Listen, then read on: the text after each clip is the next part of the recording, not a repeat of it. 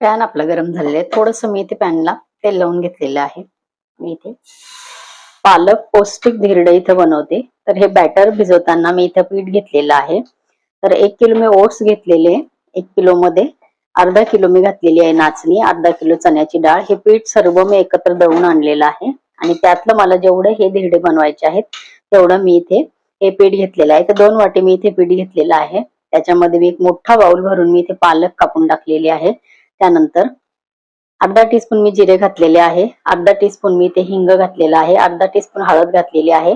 तिखटाचं प्रमाण इथे मी अजिबात घेतलेलं नाहीये. तुम्ही तिखट जरूर टाकू शकता. तर हे पौष्टिक आणि हेल्दी धिरडे इथे आपले तयार होतात.